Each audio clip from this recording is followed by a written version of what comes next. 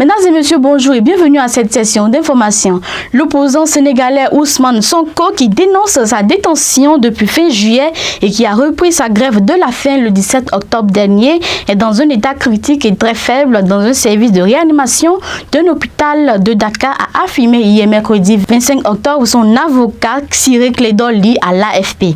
Je cite, « Il est tombé dans le coma le 23 octobre, il a repris connaissance le même jour, mais il est dans un état très faible, les soins continuent, fin de citation, a déclaré l'avocat qui dit avoir pu discuter avec son client mardi. L'avocat a profité pour plaider la clémence du chef de l'État afin qu'il use de ses moyens pour mettre fin à cette situation.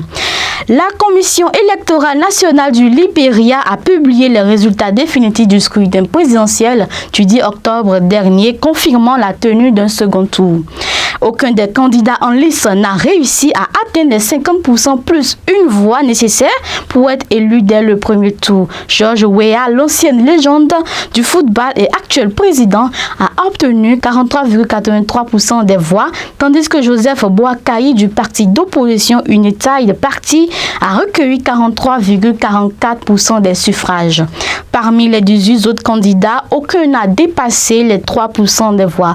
Le second tour de l'élection présidentielle est donc prévu pour le 14 novembre prochain, selon la présidente de la commission électorale, Davidetta Brown. Des fusillades dans au moins 2 lieux distincts se sont produites hier soir dans une ville du Maine, dans le nord-est des États-Unis.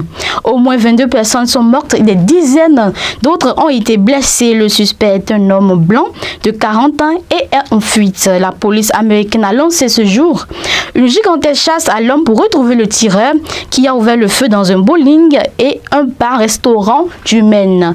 Le présumé tireur a été identifié comme Robert Card, qui est selon les forces de l'ordre un réserviste de l'armée, instructeur certifié en armes à feu. Le mobile de son acte reste pour le moment inconnu. Au Niger, une opération de la CEDEAO mise en veilleuse. Plusieurs membres de l'organisation régionale encaissent le coup. D'abord très remonté contre les acteurs du coup d'État de Niamey, le président Bola Tinubu fait volte-face. Plusieurs pays avaient annoncé mettre des troupes à disposition de la CEDEAO, ont en tout cas démobilisé les troupes, principalement le Nigeria, locomotive de l'éventuelle opération, a fait marche arrière.